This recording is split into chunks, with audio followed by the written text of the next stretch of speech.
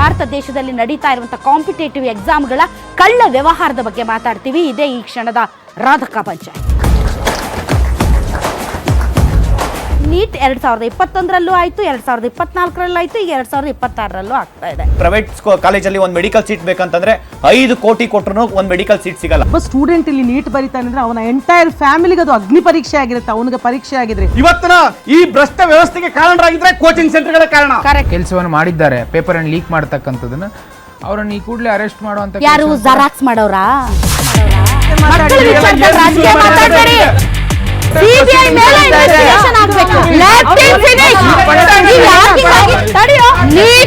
ಮಾತಾಡೋದಕ್ಕೆ ನಿಮ್ ಮುಖ ಇಲ್ಲ. ನೀಟ್ ಎಕ್ಸಾಮ್ ಯಾವ ಪಕ್ಷದವ್ರಾಗ ಬರ್ತಿದ್ದೀರಾ ಒಂಚೂರು ಹೇಳಿ. ಯಾರು ಬರ್ತಿದ್ದೀರಾ? ಆ ಸಿಸ್ಟಮ್, ಆ ಹಾಸ್ಟೆಲ್, ಆ ಊಟ, ಆ ವ್ಯವಸ್ಥೆ, ಆ ವಾಶ್ರೂಮ್ ಯಾರು ಅನುಭವಿಸಿದೀರಾ 2 ವರ್ಷ? ನಂಗೆ ಮಾತಾಡಿ. ನನ್ನ ಸ್ವಂತ ಅಕ್ಕನ ಮಕ್ಕಳು, ತಾಯಿ ಇಲ್ಲ, ತಂದೆ ಇಲ್ಲ, ಗಂಟಲು ನೀರು ಬರುತ್ತೆ. BIA ಕಾಲೇಜಲ್ಲಿ 2 ಲಕ್ಷ ಕೊಟ್ಟು ಓದಿಸ್ತಾ ಇದ್ದೀನಿ. ಯಾಕೋಸ್ಕರ? ಇದೇ ಸರ್ಕಾರಿ ಪರೀಕ್ಷೆಗಳಲ್ಲಿ ನಮಗೆ ನಂಬಿಕೆ ಅನ್ನೋದೇ ಹೊರಟೋಗ್ಬಿಟ್ಟಿದೆ ಮೇಡಮ್. ಮೊದಲು ಕೋಚಿಂಗ್ ಮಾಫಿಯಾನ ಬಂದ್ ಮಾಡಿದ್ರೆ ಇದೆಲ್ಲದಕ್ಕೂ ಒಂದು ಸೊಲ್ಯೂಷನ್ ಸಿಗುತ್ತೆ. ನೀಟ್ ಬಗ್ಗೆ ಮಾತಾಡ್ತಾ ಬರೀ ರಾಜಕಾರಣ ಮಾತಾಡ್ತಿದ್ದಾರೆ. ನೀಟ್ ಅಷ್ಟು ಇಂಪಾರ್ಟೆಂಟ್ ಅಲ್ಲ, ಹಿಜಾಬ್ ಇಂಪಾರ್ಟೆಂಟ್. ಯಾಕಂದ್ರೆ ಅಲ್ಲಿ ಧರ್ಮ ಇದೆ. ರಾಧಕ ಪಂಚಾಯಿತಿ ವೀಕ್ಷಿಸಿ ಬೆಳಗ್ಗೆ 10 ಗಂಟೆಗೆ.